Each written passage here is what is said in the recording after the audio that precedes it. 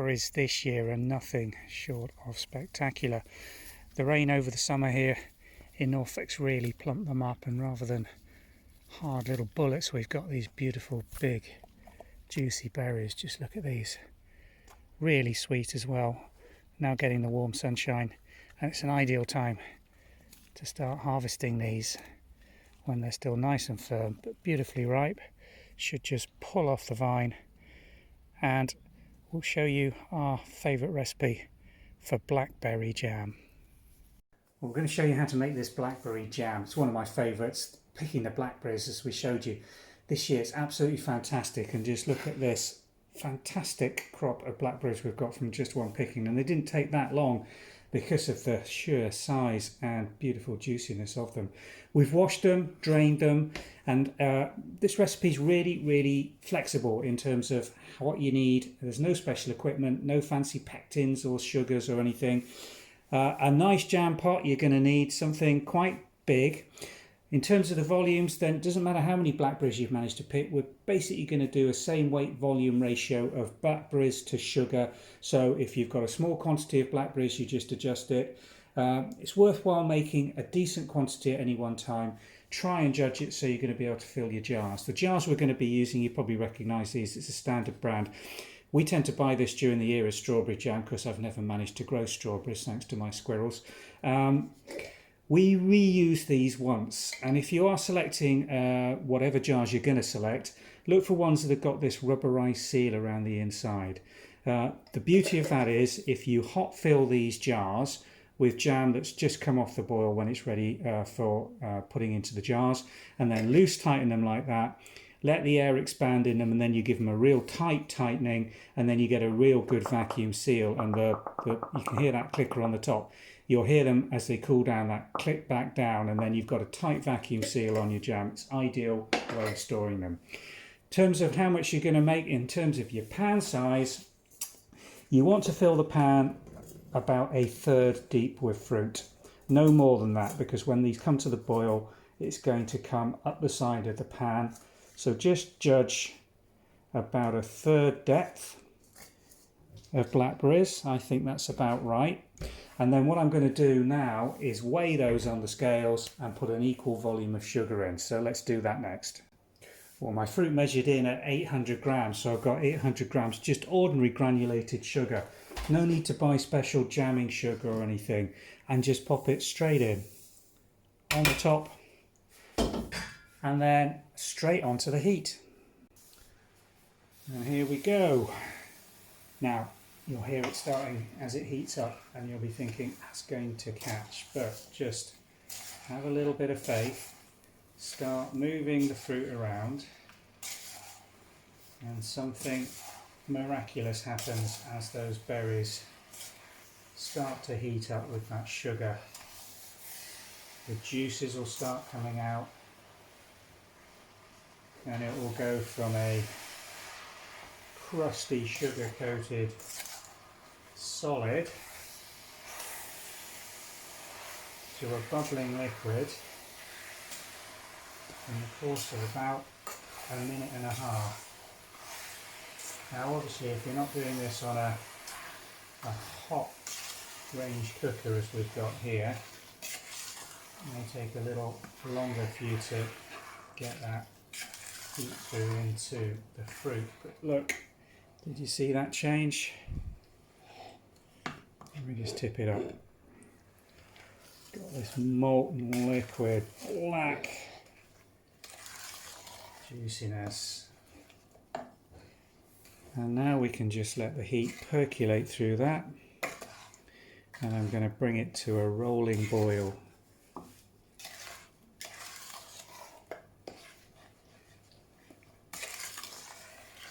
Still a little bit of grittiness in this. But that sugar should all dissolve into this lovely blackberry liquid. So let's come back in a couple of minutes when that's really boiling away and show you the boil. Well, this is quite a big pot of jam. It's taken about 5 minutes just to start coming to this rolling boil. As you can see, lovely colour coming through. All the sugar's now dissolved into the liquid. Still very runny, as you can see, and that's a good guide. What I'm going to do now is start a timer, just so I can give you a guide in terms of how many minutes I actually end up boiling this jam on a full roll. I'm not going to be continuously stirring this. Occasionally I'll come in and give it a stir, but really what I'm going to do now is just let that take care of itself on this agar and boil itself and concentrate itself. A lot of steam and liquid's going to come out, and every so often, every couple of minutes, I'm going to just come in and just check how it's coating that spoon and how thick the liquid's falling away from the spoon, and then we'll start doing some set tests and show you how to do those.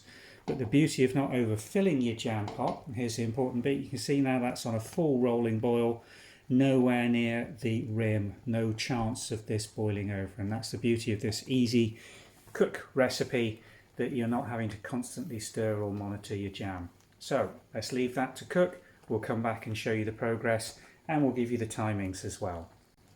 Okay, we're 3 minutes in now, and as you can see, still lots of scummy looking froth around the top, still boiling really vigorously. Nice light burgundy pinky sort of colour to the froth, and the liquid still very liquidy, still dripping very quickly off the spoon. So no need to do a set test just yet. Let's keep boiling. Well, 6 minutes now, and you can see that the colour of the top of the liquid boil has darkened considerably. A lot less of that sort of pinky burgundy froth. The bubbles are still quite large, and the liquid nice and dark, but still very liquidy, nowhere near coating that spoon. So we're going to continue the boil. We're just coming up to 9 minutes now, and you can see this lovely dark colour and the rolling boil that we've got here starting to coat the spoon a bit. So I'm going to do a set test, and to do a set test you need a nice cool china plate. Just get a little bit of your liquid and pop it onto the plate, and then put it somewhere on a slight angle just so that pools like that, and let it cool. And we're just going to let that cool for about 30 seconds. I'm going to still keep this jam on the boil. If you're really concerned that you were very, very close to the set, then you could remove this from the heat, but I think this is still going to be a little while longer boiling, but let's just see. So I'll come back and show you the results of the set test in around 30 seconds. Okay, well here's my set test. You can see still quite fluid. We're just starting to get a little bit of skinning on it, but not enough really that would give us a set in a normal room temperature. So continue boiling. I'm going to give this another 3 minutes, and we'll come back in and see how she's doing and repeat the set test. Well, we're now just approaching 12 minutes, and I think this jam is really starting to look as it should for bottling. Starting to coat the spoon really nicely, lovely dark rich colour. The amount of bubble that we've got and foam really decreased significantly, so I'm going to do a further set test on this. Another little portion, and just put that on an angle off to the side to cool. And I'm actually going to remove this from the heat now. Just close my agar cover, and we'll just let that sit to the side. You can see it's still continuing to bubble while we get the result of the set test. You can see on the plate, still I can feel the warmth in that jam underneath. Sometimes with this it's an idea, if you've got a decent volume, just to let it roll round onto a cooler element of your china, and then just let it cool down.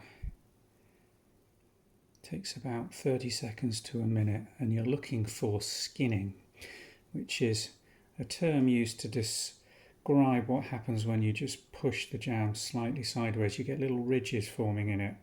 Still warm to the touch, this. Delicious.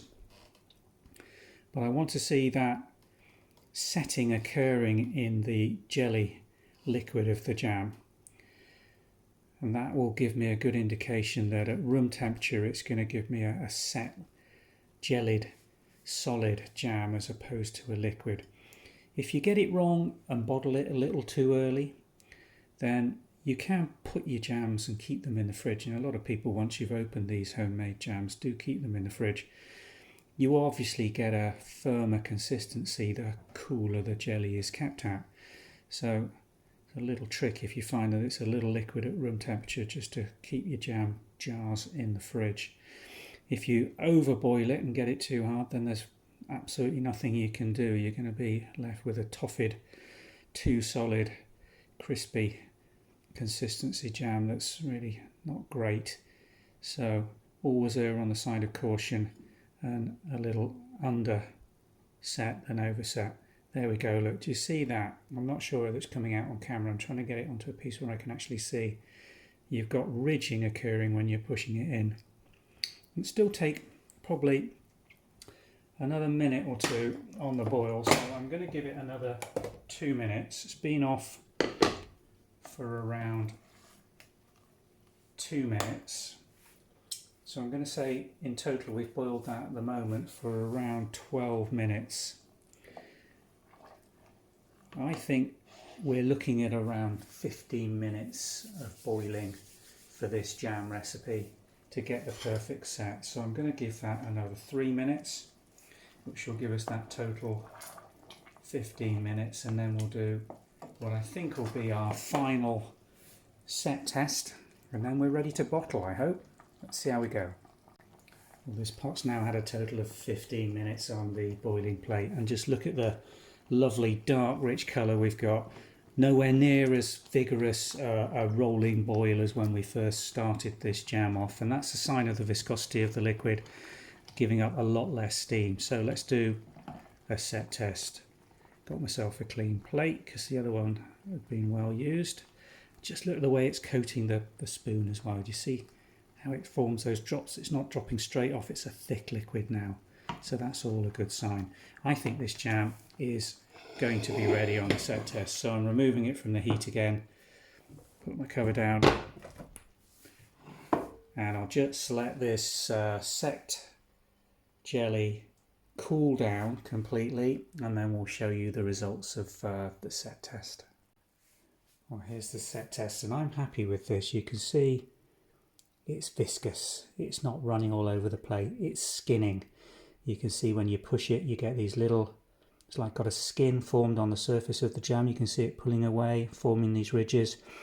It's still warm to the touch, so it's still got some setting to do, and it'll be firmer than that, but I'm really happy with that. That's a good set. So 15 minutes is your guide for the boil time. Let's bottle this jam now.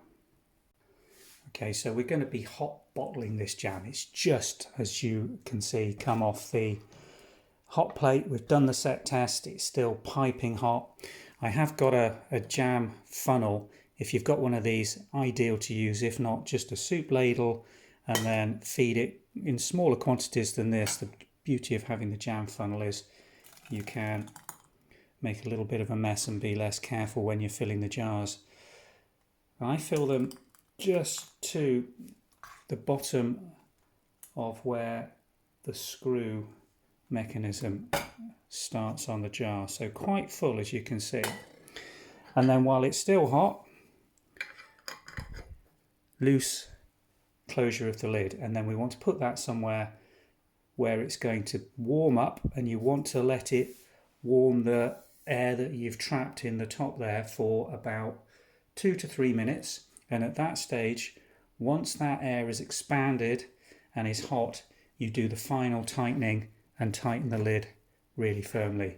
Then it goes somewhere nice and cool, and what you'll hear during the course of the next couple of hours is those vacuum seal clicks as the air on top of the jam expands and forms a beautiful tight seal. A little bit more in this one. I think I'm probably going to get at least 3, if not 4 full jars out of this. Don't worry if you don't get exact full jars. Just start using the part-filled jars straight away. The rest will store really well. Obviously you're not going to get a vacuum seal on the other one, so it needs to go in the fridge for storage.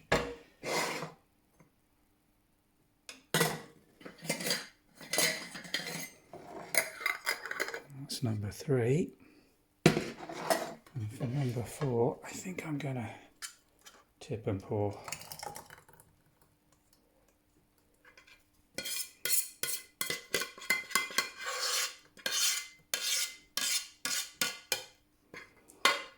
And there we go.